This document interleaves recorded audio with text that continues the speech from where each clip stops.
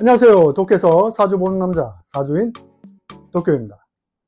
우리가 사주 명리학을 공부하면서 가장 궁금한 것이 있다면 나는 언제 돈을 벌 수 있을까? 나는 무엇을 해야 돈을 버는 운명인가? 이런 질문은 살아오시면서 자기 자신에게 한 번쯤 해보지 않았나 생각해 봅니다.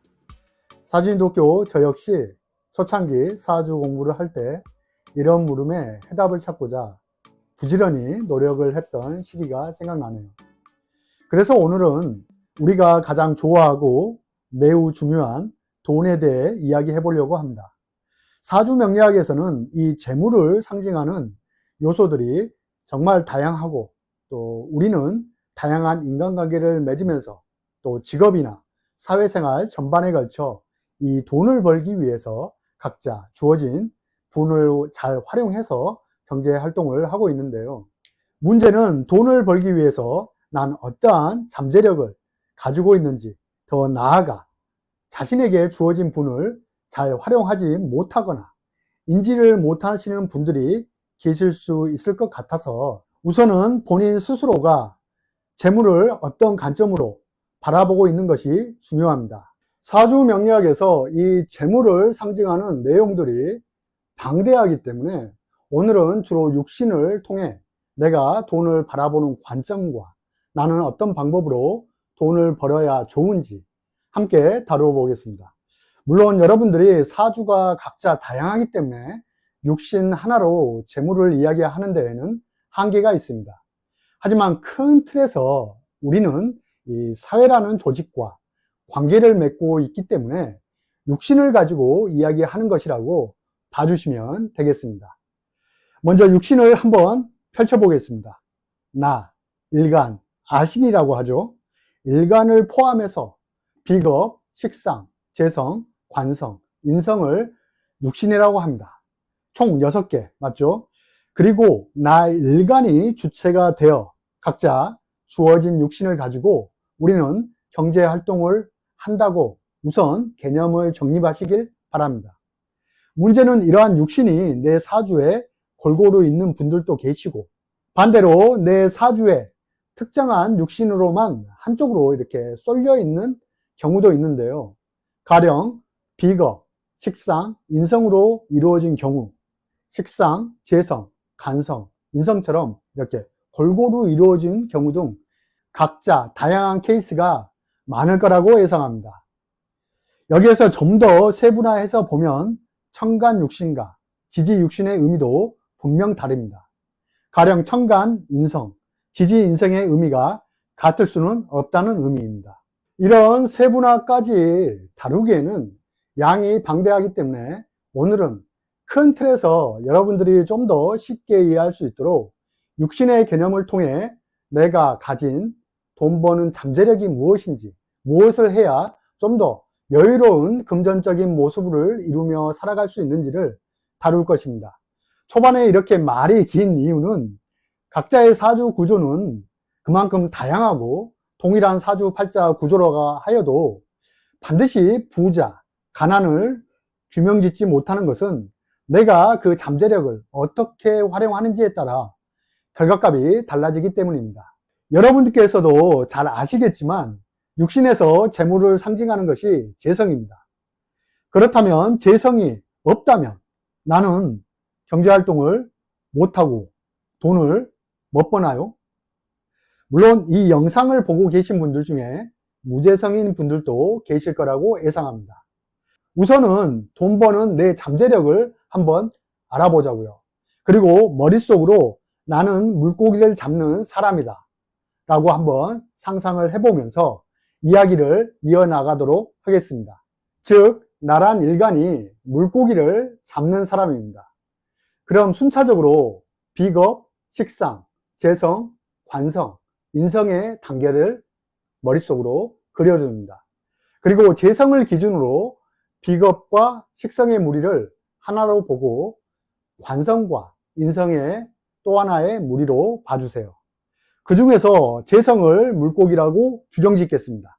즉 물고기가 재물, 돈이라고 한다면 비겁은 이 물고기를 어떤 방법으로 잡는 잠재력이 있을까요? 생각해 보세요. 어렵지 않습니다. 맨손으로 물고기를 잡겠죠. 양손이 되었던, 이 한 손이 되었던, 어떻든 간에 물고기를 잡게 되겠죠. 그럼 비겁이 2개다, 3개다. 그러면 손이 4개, 6개가 되겠네요.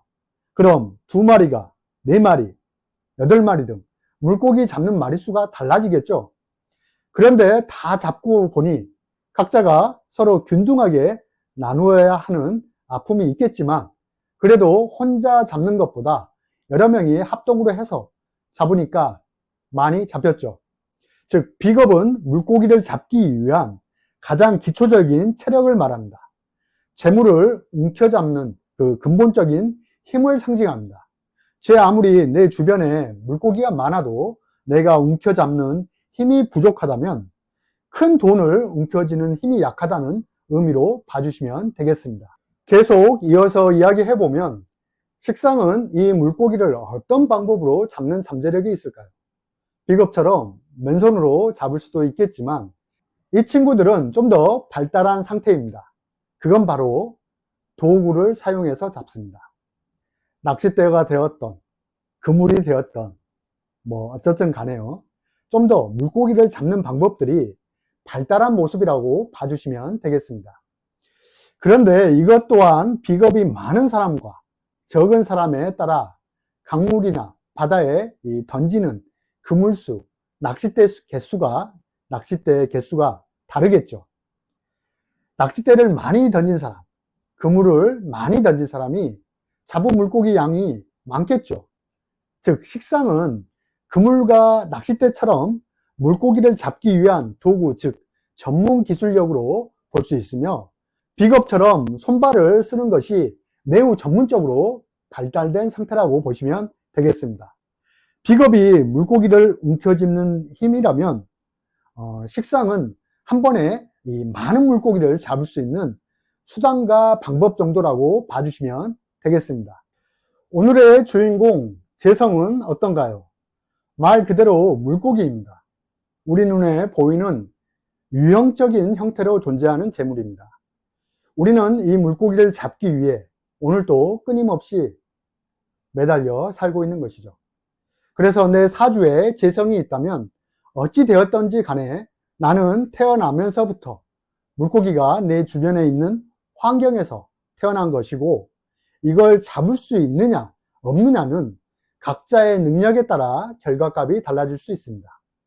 즉, 재성이 내 사주에 있다는 것은 물고기가 많다, 적다라는 개념보다는 물고기를 보는 눈을 가지고 있다 정도, 이런 정도라고, 돈을 보는 눈을 가진 정도라고 봐주시면 되겠습니다. 반대로 재성이 없다면 물고기가 없는 것이죠. 그럼 유형적인 물고기가 보는 눈이 없는 것입니다. 어디를 가야 물고기가 많이 있는지 보는 눈이 없는 것과도 같습니다. 그럼 만약 내 사주에 물고기 이 재성이 없다면 어떤 현상이 나타날까요? 내 주변에는 물고기가 없는 것입니다. 무재성이라고 하죠. 즉, 물고기, 유형적인 형태의 재물이 없기 때문에 무형적인 형태의 물고기를 잡아야 하는데, 이 무형적인 것은 우리 눈에 바로 보이는 형태가 아닙니다. 형체가 없으니까요. 그럼 이것이 환경적인 요인이라면 수도권보다는 멀리 눈에 보이지 않는 지방이 될 수 있고, 더 나아가 국내가 아닌 해외에 가서 물고기를 잡든지, 아니면 가상의 세계에서 바다에서 물고기를 잡든지 해야겠죠. 어렵게 우리 생각하지 말고 이걸 좀 더 확장해 보면 이렇습니다. 유형적인 것이 아니라 무형적인 모습이라면 주로 정신적인 형태가 되고, 기술적인 형태, 면회적인 형태, 문서적인 형태, 이렇게 대표적으로 볼 수 있는 것이죠. 사람들 대부분은 재물 그러면 유형적인 재물, 현금만을 생각하고 그것만을 쫓아가기 때문에 물고기가 잘 잡히지 않는 것입니다. 무형적인 무재성은 무형의 재물 환경을 쫓아야 하는데 자꾸만 반대의 형태에 몰입을 하는 것이죠. 가령 이런 것입니다. 무재성 사람이 옷장사를 한다고 해보겠습니다. 그래서 서울 한복판에 옷가게를 열면 잘 될까요? 반대로 전기, 전자, 전파, 통신처럼 이렇게 눈에 보이지 않는 환경을 이용해 해외 시장처럼 인터넷 기술을 활용해서 옷장사를 한다면 잘 될까요? 분명 이 둘에는 차이점이 존재합니다. 전자는 재성이 있을 때 가능한 모습이라면 후자는 재성이 없을 때 무재성이 장사를 한다면 가능한 모습이 되겠죠. 여기서 내가 물고기를 얼마나 잘 잡는지 못 잡는지는 각자의 잠재적인 분해 능력과 대운의 영향력에 따라 차이점이 존재하겠습니다. 이제는 재성을 중심으로 관성과 인성의 무리를 이야기해 보자면, 관성은 이제 내가 물고기를 많이 잡아서 남들에게 자랑하는 단계입니다. 비겁과 식상이 물고기를 잡는 과정이었다면 이제는 물고기를 잡아서 나란 사람이 이런 물고기를 잡았습니다 하면서 자랑하는 상태입니다. 매우 큰 참치를 잡은 사람도 있을 것이고 작은 물고기를 잡는 사람도 있을 것입니다. 어떤 사람은 물고기를 많이 잡아서 물고기 전문 회사를 차리는 사람도 있고, 아니면 바다에 더 이상 나가지 않아도 실내 낚시터를 만들어 많은 사람들이 낚시를 할 수 있는 장소를 제공하는 회사를 만든다든지, 이 모든 것이 내가 그만큼 많이 잡은 물고기가 있어서 가능한 것입니다. 즉 나란 존재가 물고기를 이만큼 잡았습니다 하고 드러내는 것이 관성의 모습이라고 봐주시면 되겠습니다. 그래서 이 단계에서는 각자의 능력에 따라 자신만의 생선 가게 이런 것도 차릴 수 있고요, 횟집도 운영할 수 있겠죠. 그렇다면 이제 인성의 단계는 무엇이냐? 우리가 앞에서 비겁과 식상을 통해서 물고기를 잡아서 관성의 단계에서 물고기를 많이 잡았다고 자랑질을 했다면, 인성의 단계는 그 물고기를 담는 물통을 말합니다. 한 마리를 잡았다면 한 마리를 집어넣을 수 있겠죠. 100마리를 잡았다면 100마리를 잡을 수 있는 물통, 1000마리라면 1000마리, 수억 마리라면 수억 마리를 넣을 수 있는 물통 등 내가 잡은 물고기를 담을 수 있는 이 커다란 통을 말하는 것입니다. 즉 물고기를 재성으로 본다면 인성은 그 물고기를 담는 그릇과도 같고, 관성의 단계에서 회사도 차리고 가게도 차렸다면 인성의 단계에서는 이것을 브랜드화 시켜 관리 단계라고 봐주시면 되겠습니다. 이 인성의 단계는 실제적으로 물고기를 넣기 전까지는 몇 마리를 넣을지 아직 모르는 상태입니다. 100마리를 넣을지 1000마리가 들어가게 될지 그 이상이 될지 아직은 모릅니다. 그래서 인성의 재물의 규모는 그 크기를 가늠하기가 어렵습니다. 작으면 매우 작을 수 있겠죠. 크면 어마무시하게 클 수 있기 때문입니다. 이 세상 대부호들 사주에 왜 인성이 자리를 잡고 있는지 말해주는 대목이 되기도 합니다. 약간 무재성 같은 느낌이라 할까요? 재물의 크기를 측정하기 힘든 상태라고 봐주시면 되겠습니다. 그래서 인성을 직업으로 쓰는 사람들을 보면 대체적으로 자격이니, 면허이니, 문서사업이니 이런 이유가 재성처럼 눈에 보이는 얼마 이렇게 규정 짓는 것이 어렵기 때문에 그렇습니다. 자, 그렇다면 물고기를 잡는 단계가 5단계로 이루어져 있다면 이것은 곧 내가 어떤 방식으로 물고기를 잡아야 하는 방법론과 과정과도 같습니다. 그러면 재물의 크기라고 할까요? 규모는 어떤 것이 가장 크다는 것을 우리는 알 수 있습니다. 비거, 식상, 재성, 관성, 인성 순으로 재물의 크기가 달라지는 것이죠. 여기서 대부분 사람들이 이해를 못 하십니다. 어떻게 인성이 재물의 규모가 크지 할 텐데, 생각해 보세요. 제 아무리 물고기를 많이 잡아도 이것을 담을 그릇이 없다면 양손에 이 2마리밖에는 손에 쥘 수 없으며, 회사를 차렸다가 하더라도 많은 사람들의 사랑과 인정을 받지 못한다면 재물을 유지하는 기간이 매우 짧기 때문에 그렇습니다. 이것뿐인가요?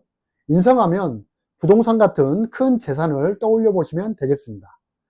반대로 인성, 물고기 넣는 통은 아주 큰데 거기에 넣을 물고기가 없다면 이것 또한 어떻게 받아들여야 할까요? 물고기를 많이 넣을 그릇은 준비가 되어 있는데 물고기가 없다는 것은 말 그대로 실속이 없는 상태가 되겠죠.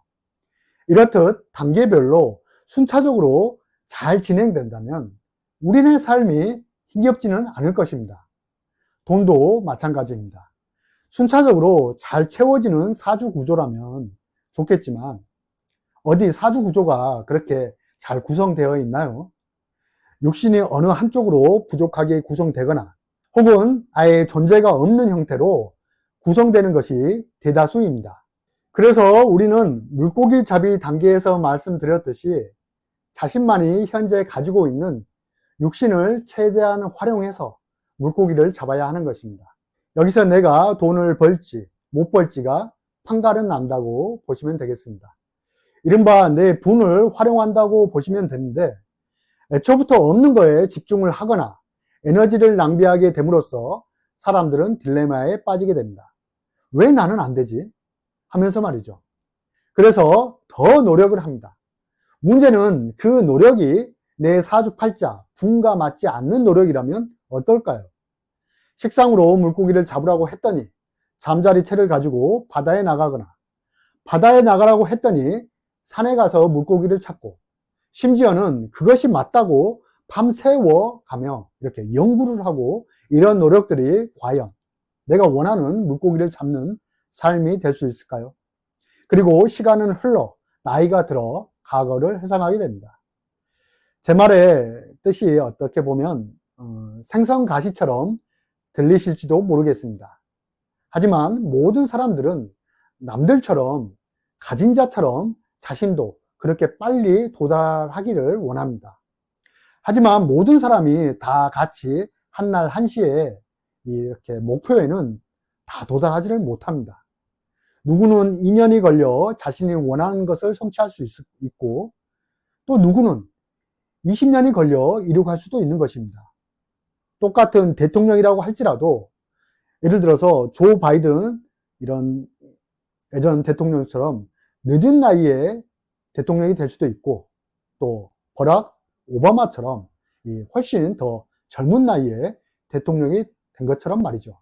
중요한 것은 내가 가진 사주팔자의 육신의 형태를 얼마나 난 잘 활용하면서 살고 있는지 그리고 대운에서 만나는 환경을 얼마나 잘 활용하고 있는지가 관건이 되는 것입니다. 대운은 제가 지금까지 올린 영상들을 참고해서 보시면 도움이 될 듯 합니다. 오늘은 제가 좀 힘을 주어 말을 하는 것 같은데요.